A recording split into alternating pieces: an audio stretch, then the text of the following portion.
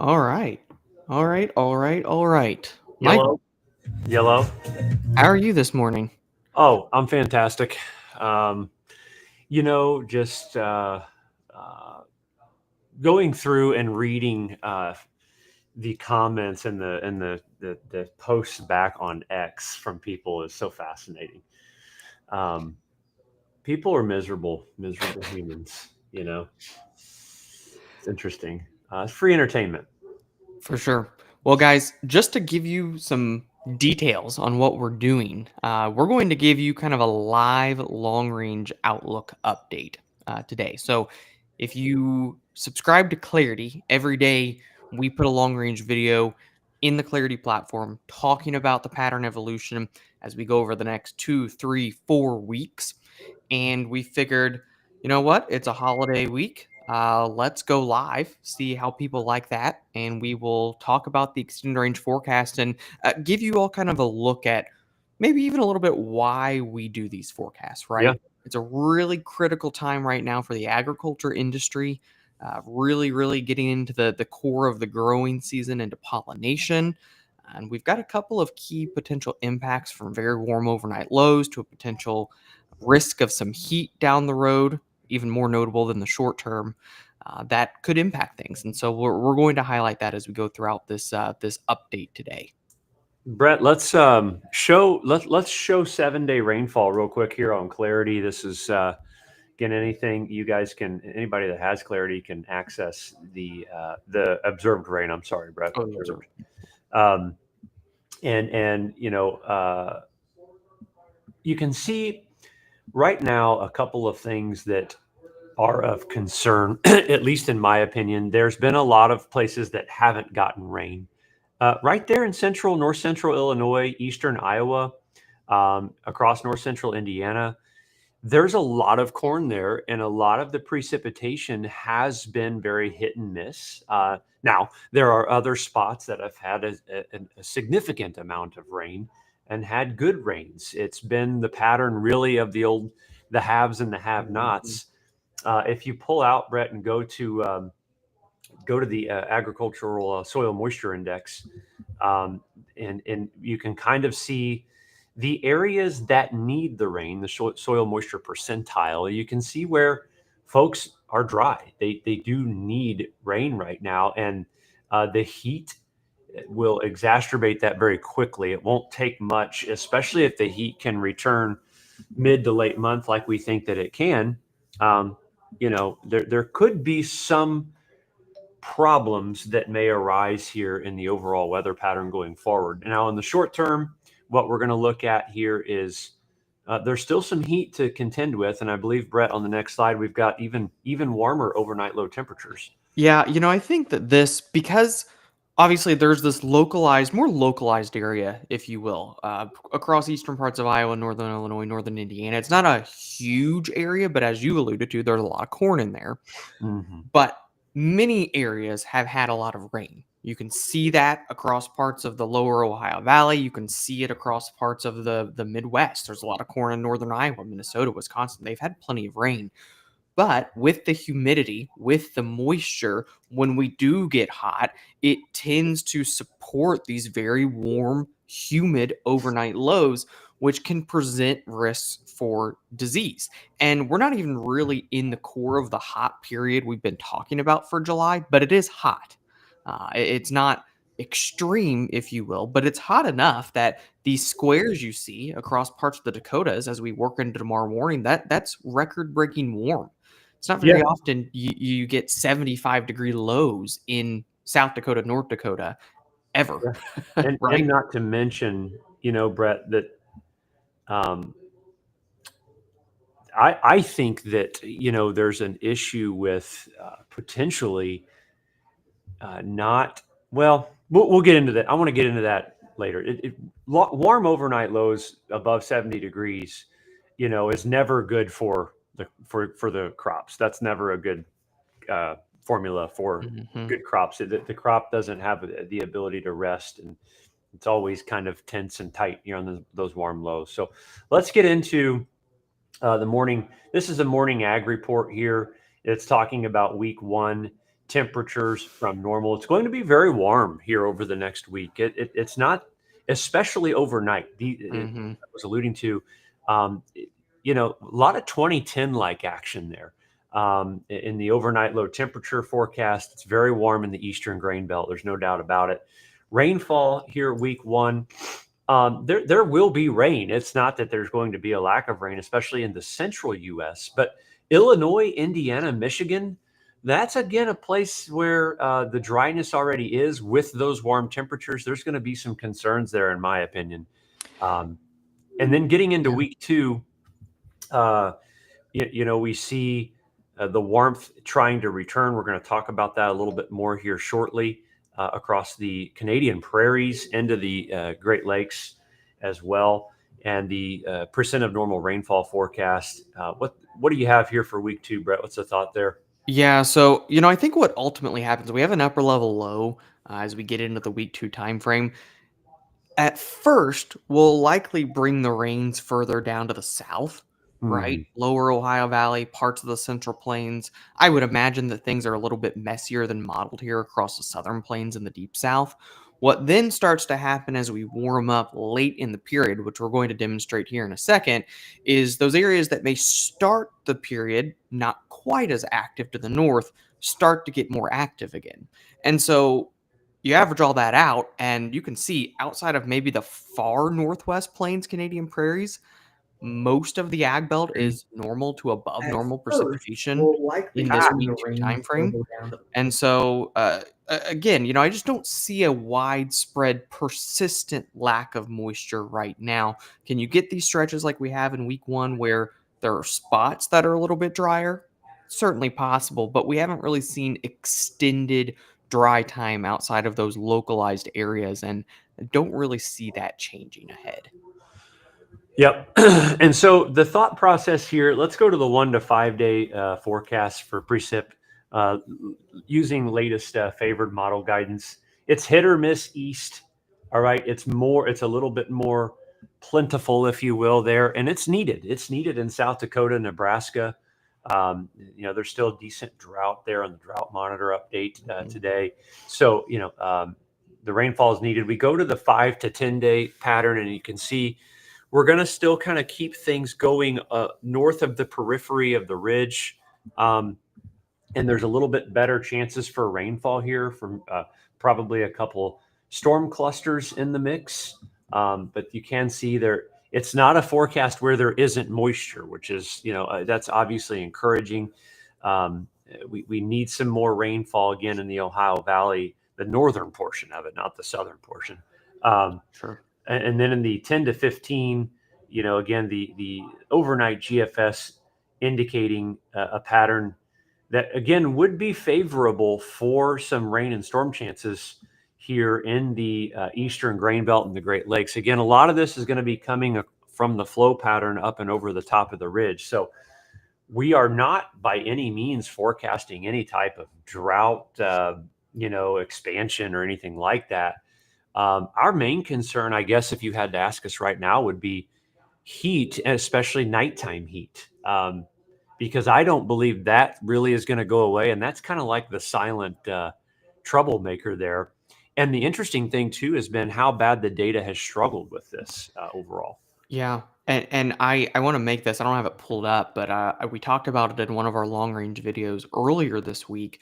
There are similarities in the temperature and the precipitation pattern to a year like 2010, which did have a lot of problems Yep. because of the overnight lows that Yep. particular year. It wasn't And because of a lack of rain that I was year. going to say it rained in 2010. It's Yeah, not like it didn't rain. it rained, and Yeah. similar to that year, and a big pattern driver that we have right now is the global wind state. It has tanked. It's one of the most negative values on record for late June. Uh, Back the last 25, 30 years or so, other years that had that 2010, 2012, I think 2018 and 2022 were the other ones, but different kind of problems in 2010 and 2012. 2012 was super hot and dry. 2010 was hot and wet. So, in terms of that, it's more of a heat signal rather than just a precipitation signal with that global wind state. Brett, I'm going to send you the departure from the normal on July minimum temps and then the July rainfall. Pull it up real quick and show them if you can, because it speaks to what we're talking about. Mm-hmm. Yeah. In general, it's not that there wasn't rain, but those elevated nighttime lows were consistently 70 plus degrees at night is not good for the grain. It's just not. It's not a formula for success there, um, in that regard. So Yeah, I'm pulling that up real quick. you're good. So the other thing as Brett's pulling that up, using that as a comparison, just to kind of give you an idea of what our concerns are, is the data is continuously kind of missing how warm it's been, or how, where the heat is and where it could be. Yeah, there you go. So there's the minimum temperature departure from normal in 2010. And you can see the focal point there of being basically 3 to 5 degrees above the normal. And so if the average nighttime low is 66, you're 70 to 71, but it rained. Yeah. So it's again, just because it rains and you don't have daytime highs 100 plus every day, it doesn't mean that we're, the crop is perfect. That's not what, I'm not saying it's not that it's horrible, but I'm also not telling you I don't think it's perfect either. Yeah. Because some of these things going on in the background can present problems. But real quick, I want to talk about the data, Bret, how it's missed it versus where it's at. And just real quick, look at the similarities here. Week 1 versus what 2010 looked like. Mm-hmm. So it's definitely worth keeping an eye on that year. But yeah, Michael, here's the next 7 days. And I think you were going to compare that to what the data had this time last week for the same period.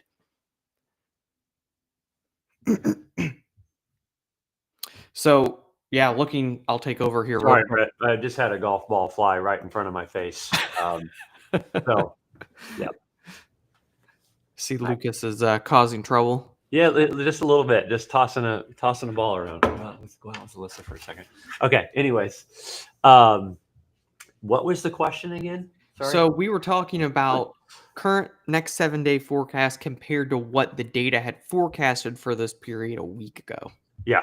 And that's the thing is, there's what the forecast was for week 2 right now, from the European ensemble, and then go back to this is what it is for week 1. And so, subjectively, you've got to look at that and say, well, that's a big miss. And again, I think a lot of this is coming from nighttime lows, but it's still going to be warm during the day too, with 90 plus high temperatures coming late week into the weekend. So, the model that's really done the best with this, Bret, if we go forward, is the AI. Look at how bad the GFS missed it there. GFS completely missed it. Yeah, had us being below normal temperatures. This was the AI forecast from that time frame. This is going forward, isn't it? Or what is this? This is what it was. What it was, yeah. So you can see how well it did. Smoked the GEFS. So it's been doing better. So we're going to kind of utilize that going forward. So what do we have going forward? Yeah, here's the latest week 2 forecast from this particular model. And, guys, if you looked back just a couple of days ago, GEFS EPS had a cooler or a seasonable forecast for kind of the primary grain belt for the next week. And now you look at this latest forecast here, it actually matches up very closely with the overnight EPS as well, which trended a lot warmer. It's been on this for several days, and it favors an above normal temperature pattern across much of the northern plains, the Great Lakes, the Ohio Valley, the Midwest. And, I'll note this is with a couple of cooler days in there to start the period with a front. Yep. And so this particular model, I'll show it here, it actually ends as we get into the mid. You can see the front in there. Yep. Mid to late week 2 here, really by the 14th, 15th of the month and beyond, it's very warm. It's got a notable stretch of heat in here for the halfway point of the month, and keeps it around all the way through the end of the run here for, again, a lot of the primary growing regions. And so we've talked about this now for a week in terms of the risk around or shortly after the midway point of the month of there being a heat wave for the ag belt, not centered as east as the one that we had in June, more into the Midwest. And again, this particular model is picking up on it, and there's support for this idea. Again, from that weak global wind state, and not just that, East Asia. I don't have it pulled up, but East Asia is also very warm, and so there's multiple different pattern drivers hinting at this idea right now. We're not just pulling it out of nowhere. And one thing to consider, for basically everybody right now, mid-July, average is 85, 65. That's basically the high low, 84, 64. It's that 20-degree diurnal spread, and that's basically what the averages are. 10 degrees above that, you're 95, 75. And again, while that may not, oh well, it gets hot in the summer. Yeah, no kidding. Mm, But what we're talking about is if it was normal, the map would have zeros on it. sure. If it was normal summer heat, then it would be 85, 65 every day. That's what normal summer heat is. So when you're 95, 75, that's no longer normal. Whether you think it is or it isn't, based on 30 years of weather data, it's not normal. So, and when Yeah. we look at the health of the U.S. grains, this is what we're really talking about right now. That's a problem. For sure. And I think the duration, and as we've alluded to earlier, the rains, this is that same model the next 15 days. You can see plenty of rain for the majority. Now, certainly this will verify more sporadic, probably messier in nature when all is said and done.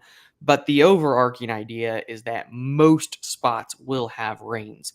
And with that, probably high humidity, high dew points, and those very warm overnight lows. And I think that, if you get a day or two of that, that's one thing, right? But we're looking at the potential for an extended period of it. You take a look at some of the guidance as we get into that third week of June and beyond. This is a pretty stout signal. This is the GEFS weekly, and there's some similarities with the EPS weekly as well. The CFS is really the only one not on board right now. So two of the three extended range model weekly models have the hot idea centered right over the Midwest and the Great Lakes for 7 to 10 days or so, Yeah. which again, right in the middle of a key time of the season for growing for grain, can cause problems and concerns with disease. I think that will probably be the story and the concern for a lot of folks heading through the middle part of July.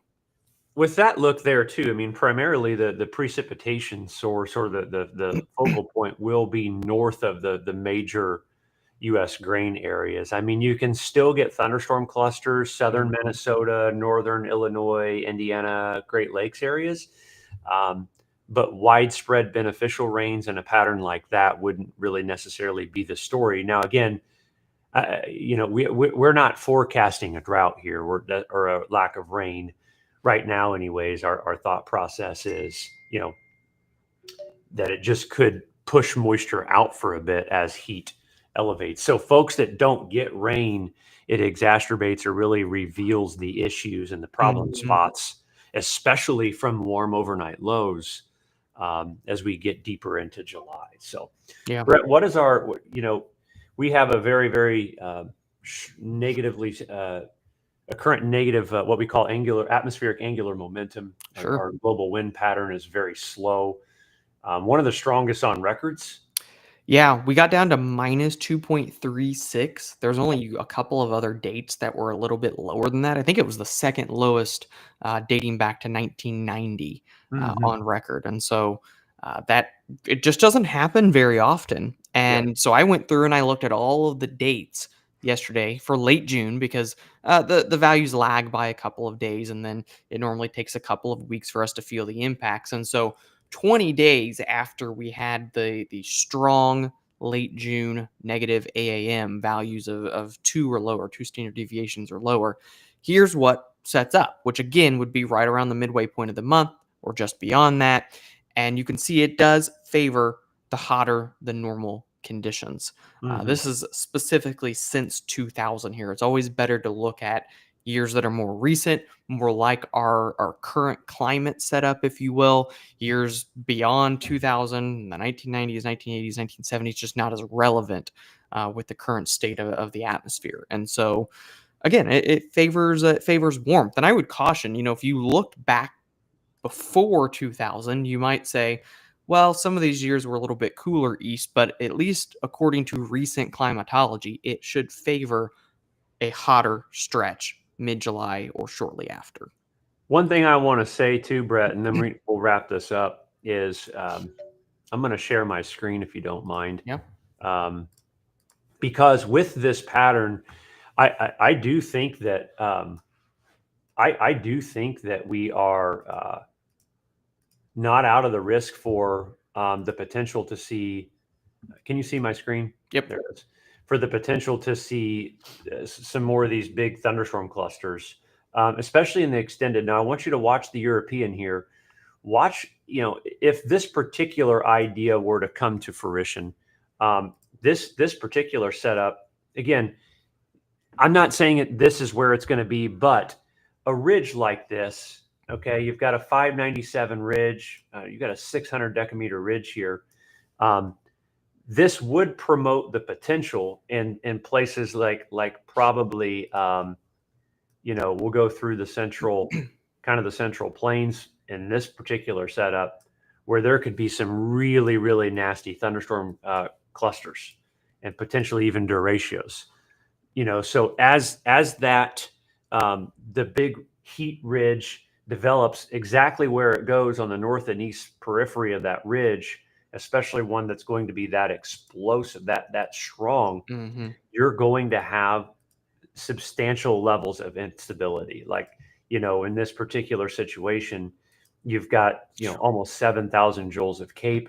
You can see the instability gradient and and how that would look. So you're going to get thunderstorm clusters around the periphery of those ridges that could be extraordinarily strong. So again, that's a risk too. Is I don't think we've seen our last really strong wind event or derecho. Now, again, we need to see kind of where that sets up. We think there is going to be a ridge like that, but we need to give it a few more days to see where that comes. But I think July, 13th through the 25th, I think there's some significant heat, possibly record heat, and a couple of big storm clusters to deal with. So that's my takeaway for today.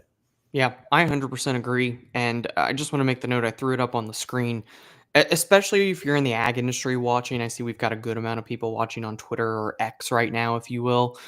We have a ton of tools for the agriculture industry, from these long range updates that we do to the daily ag metrics, GDUs, evapotranspiration rates, soil temperatures, dew points.